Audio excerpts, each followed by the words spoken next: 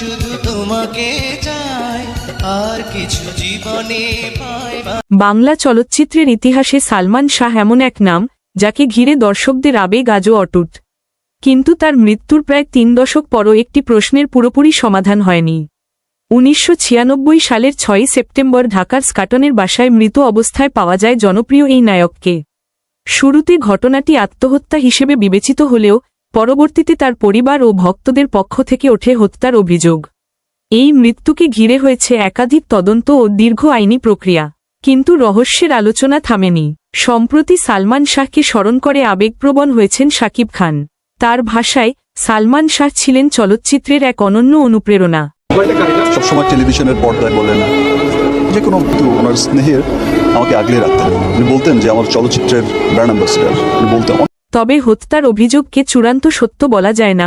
প্রকৃত ঘটনা নির্ধারণ করবে তদন্ত ও আদালতের সিদ্ধান্ত।